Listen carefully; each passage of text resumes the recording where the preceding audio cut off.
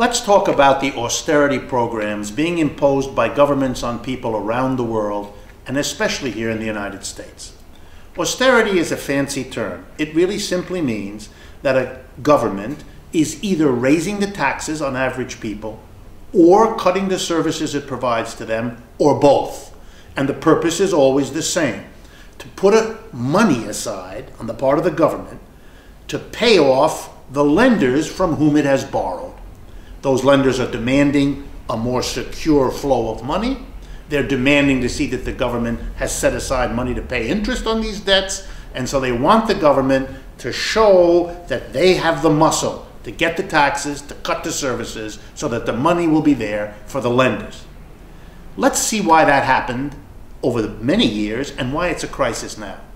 For many years, politicians solved their problem of being popular by not raising taxes on people while providing them with services. If you keep improving the services and you don't raise the taxes, how are you going to pay for that? Solution: borrowing. That's what corporations want the government to do, because they don't want to have to pay the higher taxes. Rich people don't want to have to pay the higher taxes, and the mass of people can't pay the higher taxes. So the solution is you go to the rich people and say, I won't tax you, instead I'll borrow from you, and then the government can satisfy everybody. This was already a problem before the latest crisis hit, but the latest crisis turned the problem into itself another crisis. Here's how that happened. Perfect example, in a way, of the ongoing problem. The crisis meant the government had to spend a lot of money to get us out of the crisis. It had to lend money, it had to buy defunct corporations, it had to bail out broken companies, it had to fix a broken capitalism. That cost trillions. And the government, not to be unpopular, feared to tax people, feared to tax rich people, feared to tax corporations. So it went to the rich and the corporations and said, okay, I'm not going to tax you, instead you lend it to me so I can bail you out. All over the world, governments borrowed like never before.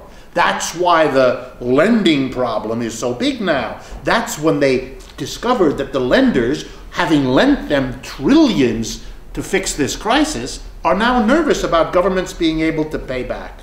And so they demand, these lenders do, and again, the lenders are corporations and wealthy people. They demand the government set aside money to insure their loans. And so the government has to raise taxes on people or cut services to people to find that money. Here's the problem with all of this. The crisis was brought on by corporations and rich people speculating. The government bailed them out. The government provided them with a recovery. The government borrowed from them to bail them out. But now the government, in an austerity program, wants the mass of people to pay for it all, either with higher taxes or with reduced government services, or both. Simply put, an austerity program is a way to shift the costs and burdens of a capitalist crisis on the mass of people who had the least to do with causing it, and who have so far suffered the lion's share of the pain all crises impose.